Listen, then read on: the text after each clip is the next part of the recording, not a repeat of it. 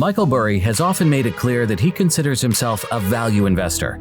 He bases all his investment decisions entirely on the margin of safety idea by David L. Dodd and Benjamin Graham.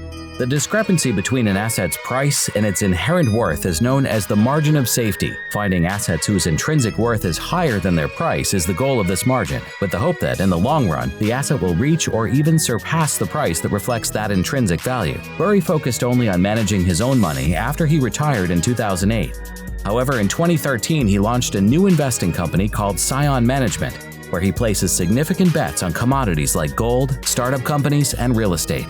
Since 2010, he has predicted that water is the most valuable asset and that it will gradually become scarce.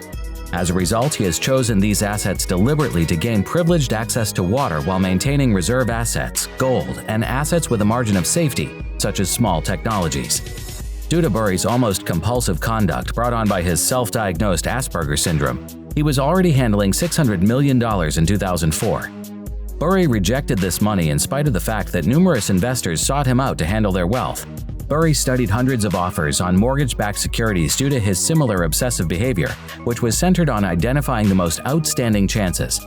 At that point, he understood that the real estate industry was offering excessive high-risk loans. According to the articles he read, the real estate industry was giving risky loans to borrowers who wouldn't be able to repay the debt in the medium run. Even in those studies, it was noted that many consumers started having difficulties with their mortgage payments. Burry acknowledged the existence of this bubble and projected its deflation in 2007. In an effort to capitalize on the crisis, he was successful in persuading two big banks to create CDIs that he could then sell.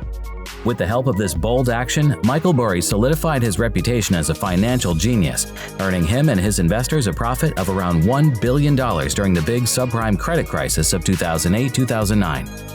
According to a recent SEC filing, Scion Asset Management, the private investment company founded and run by renowned investor Dr. Michael Burry, bought shipping equities in the first quarter of 2020 for around $10.5 million. The filing also reveals that Scion paid around $3.5 million for each of the following shares: 190,100 Scorpio Tankers shares, 530,000 Golden Ocean Group shares, and 354,711 Genco Shipping and Trading Limited shares. The transactions were made public on May 17, 2021, and all three stocks rose that day. GNK and GOGL are experts in dry shipping bulk, whereas STNG is an expert in tankers and transporting petroleum products. Given the rising demand for commodities worldwide, dry bulk shipping is one of the industry's hottest segments. Tankers have lagged behind the dry bulk industry lately, but they're also showing promise. Michael Burry anticipated that increased local output, the post-pandemic restructuring of global supply chains, and a persistent labor shortage would lead to higher long-term inflation in the U.S. In a since-deleted tweet, he stated, "Onshoring blue-collar shortages plus global supply chain restructuring enhance long-term inflation's floor even as the bullwhip cycles downward to that end." After the epidemic caused shortages, bottlenecks, and a rise in shipping prices, the investor from The Big Short fame included a link to a Bloomberg article noting an onshoring boom in the U.S.